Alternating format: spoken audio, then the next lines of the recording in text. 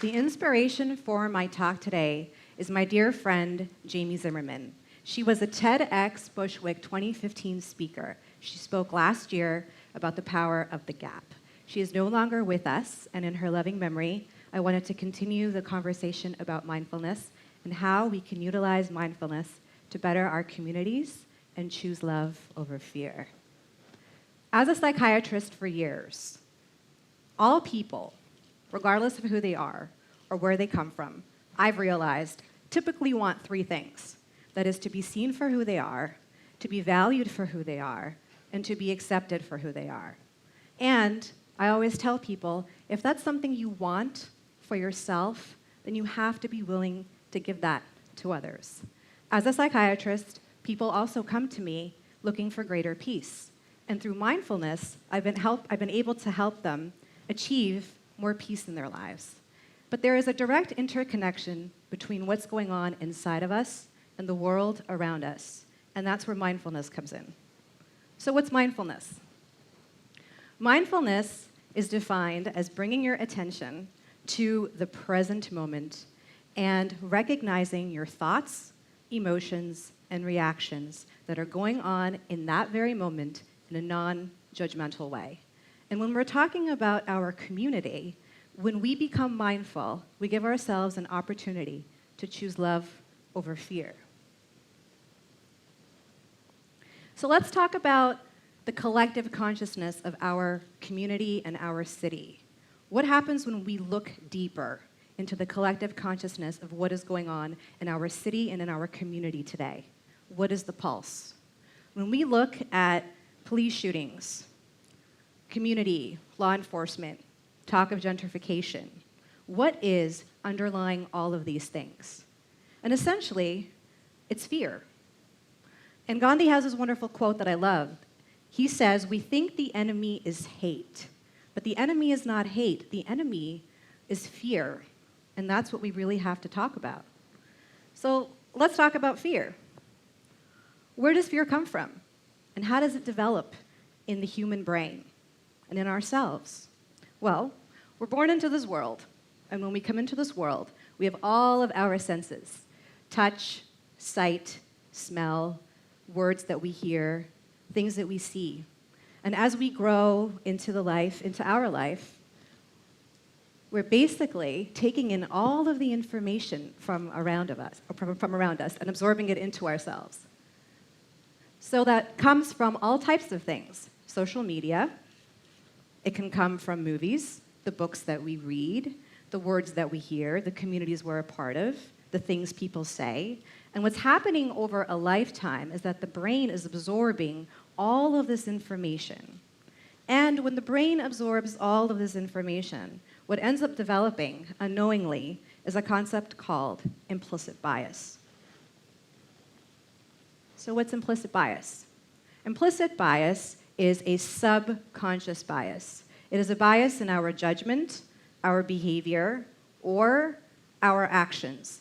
That is unknown to us and is typically unintentional. It's coded very, very deep inside. And it's really in a part of ourselves that we don't and can't acknowledge. Implicit bias from an evolutionary standpoint was very advantageous to the human brain. We humans had to figure out who was friend and who was foe. We had to decipher. So we developed this very protective mechanism to be able to develop implicit biases because we had to survive. But when we're talking about our modern world today, and we're talking about building a better community, implicit bias can get in the way. So when we talk about implicit bias, we have to talk about the concept of fear. And fear begins and ends in the brain. And implicit bias and fear are connected. Because when implicit bias and fear are interconnected, that can affect the way we think, what we believe, our actions, and all that we do. All right, so let's talk about the fear response, something everybody knows about. What happens is fear is an emotion that begins and ends in the mind. It is subconscious, and it just happens. We don't think about it. And depending on what your mind perceives to be a stimuli of fear, that's how this entire fear circuit actually occurs and happens. So depending on the world that you live in, the community you grew up in, what's very interesting is that your mind is going to have a very different perception of your perceived stimuli of fear. What we perceive to be fearful is different depending on how we were coded in our subconscious mind. But one thing we can all agree on is a spider. So let's use that as an example and what happens in the brain. So here's a spider. You see a spider, and what's the first thing that happens? Your brain is taking in all of that information. I see a spider, I feel a spider, and what happens? You either jump or you freeze. It's immediate. It's not something you think about, it just happens. And what that is an example of is what we call the low-road fear response. All that sensory information is going into a part of the brain called the amygdala. The amygdala is where we store our fear memories. This is where the neurocircuits of bias live, this little part of the brain called the amygdala. All this information goes into the amygdala. The amygdala says, okay, I'm scared. It's going to generate what we call the fight or flight response, which a lot of people are familiar with, right? So that's when your palms get really sweaty and you get scared and you either have to, your body's being prepared to do something and run for your life. And sometimes in fear, you freeze. That's the low-road response. At the same time, simultaneously, what's very interesting is we have something called the high-road response. And the high-road response is happening the same time that the low-road response is happening. But it involves a lot of deeper cortical processing, deeper information processing. It asks deeper questions. Should I be scared? Should I not be scared? Do I need to run for my life? Or do I need to calm down and shut down my fight and flight fear response? What's going on typically is that the amygdala, which is the part of the brain that stores our fear memories and encodes our implicit biases, really is overactivated in a lot of us. Brain scans show that depending on the visual stimuli we're looking at, depending on the face of a person, each brain can have a different level of activation in the amygdala. That's very interesting because your level of fear response can be different depending on what you're looking at. So what's going on here and what's going on in our community is we're getting this low road response, and we're seeing it played out in our community over and over and over again. Research shows that implicit biases can penetrate the relationship between doctor and patient. We have evidence that it plays a role in courtrooms and judges. It also plays a role even in our classrooms. That's how important implicit bias and how powerful it can be. Another area where implicit bias plays a very strong role is with law enforcement. And if we look at some of the cases happening in the country today, it's not that we're talking about them reacting that was the issue. It was that they were overreacting or hyperreacting. And what was going on in those very minutes and seconds was an overstimulation of the low road, subconscious implicit bias deeply rooted into the system. And so this amygdala is something that is going to be activated differently in a different level in each of us. So what we're going to do is practice something, a mindful exercise. And what you're going to do, because here we have an opportunity in this neuro circuit, when we feel fearful, we have an opportunity to override the fear because we can't change the coding.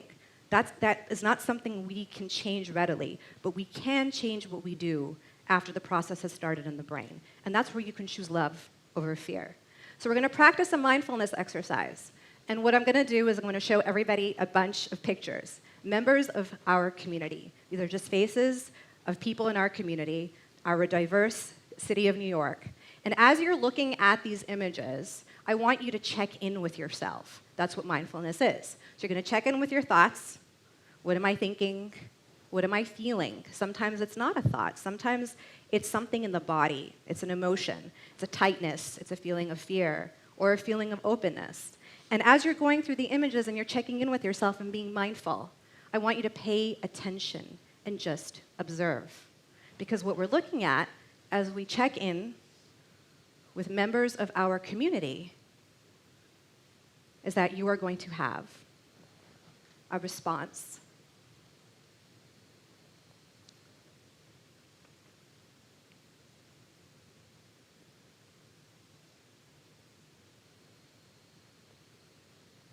So your brain knows nothing about these people.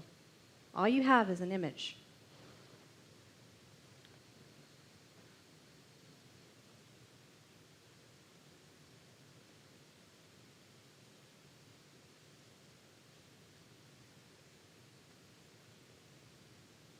But I guarantee that depending on the image that you're seeing in your own internal coding in your subconscious mind, your reactions are going to be different. So that's something we call top-down processing, which is really fascinating because what the brain does when it doesn't have all of the pieces of information it needs, it guesses at the rest. So your mind and your brain will fill in the gaps. You knew nothing of those people. You know nothing about who each person was, whether they were a terrorist, whether they were a respected member of society, whether they were a good father. All you had was a visual image, and yet your mind and your body were reacting. And your mind is filling in the gaps. And it's filling in the gaps and it's guessing at the rest of the information. And what is it guessing on? How is it guessing? What data is the brain or the mind using? Well, the data that it's using is what we talked about before, right? So the observations, the judgments, the social media, things you read, the news that you're exposed to, that's part of your internal coding in your subconscious mind. And it's filling in the gaps with information that is biased and incorrect. And we all have implicit biases. It's part of being human. It doesn't matter who we are. And until we recognize that this is something that we all have, we can't address and fix any of the issues that are going on in our world today. So implicit bias is also really important in a concept that we call perceived relatedness. And perceived relatedness is the mind's ability to look at another person and quickly decide, hey, how much is this person like me? So it could be gender, it could be socioeconomic status, it could be profession, it could be race, religion, it could be anything. Your mind instantly, in those moments and seconds, decides. It has to decide. Is this person like me or not like me? What's fascinating is that the higher level of perceived relatedness that a person has, the more compassion and empathy and kindness they're shown to have, which is fascinating because that means that your brain can interfere with your heartstrings. So you can be more compassionate and kind and empathic depending on how your brain and mind perceive your relatedness to that other individual. And that's important because compassion and kindness and empathy are building blocks to harmony and peace and trust. And that's how you begin and that's how you start. So when we talked about the neurocircuit before, and we're talking about the neurocircuit of fear, all that higher level processing, the high road where you get to ask deeper questions, most of us don't. We don't ask ourselves deeper questions because either we're just not paying attention, we haven't chosen to be mindful to do so, we just don't think about it. So what can we do? What can we do to disempower these neurocircuits of bias? How can we be a catalyst for change in our communities? Well, it is by being mindful. You're going to start by being mindful.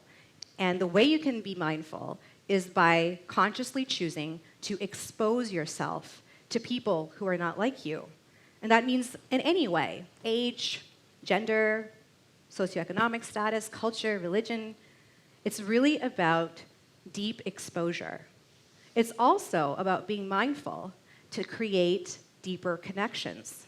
Not just superficial connections, but times when you're actually able to bring someone into your in-group and make them part of your in-group so that your perceived level of relatedness in the mind goes up. And that means making someone a part of your life in a real way. It also means that you look at somebody and look at them for who they are, right? So not just the surface, but who are they?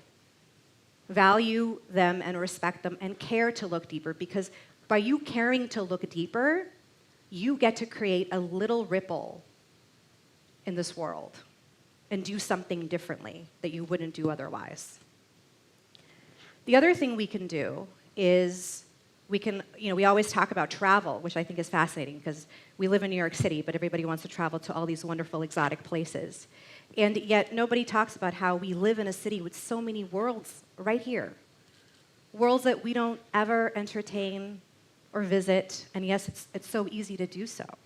And if we do that, if we go and try to make a conscious, mindful choice to visit the many inner worlds within our world of New York, we can help this issue. So that means volunteering. That means events, groups, organizations, communities. But outside of what you consider to be your in-group. Implicit bias is now finally being recognized by police programs throughout the country as being extremely powerful. Implicit bias is now being used to change the way we're training police officers. We're now looking at, from a neuroscience perspective, the root of the problem. Because the root of the problem was never addressed, because that's really in the mind. And if we're changing the way we're training police officers, I think it's just as important to try to gain some more awareness about bringing implicit bias awareness into our own offices and into our own workforce, because it is so powerful. And the only way we can do it is just by simply being aware. But ultimately, the only way that you are going to make a change is by practicing to be mindful in the small moments of life. Those are the most powerful points of opportunity for you. And what you're going to do in those moments is that you're going to choose to be mindful, and you're going to check in. You're going to check in with your thoughts and think to yourself of the judgments you're having in your mind about somebody that you know nothing about. Maybe it's an action, maybe it's something you just did, maybe it's something you just said, or you didn't say enough. And in that very moment, you're going to stop. And you are going to engage yourself in a higher level of processing. This is an acronym we use in mindfulness all the time. It stands for stop, take a breath, observe, and proceed. So in those very moments where you have an opportunity, and you can recognize something within yourself that's going on, you're going to stop and you're going to take the high road. You're going to observe, so that means checking in with your thoughts, your emotions, your reactions, really looking at what's going on inside. And you're going to observe in a non-judgmental way, and you're going to proceed to do something different. So even if our hearts are not biased, we have to realize that our minds are. So those very moments, you will have a choice to proceed. And you can either choose fear, or you can choose love. And I hope in those moments you will choose love. Thank you.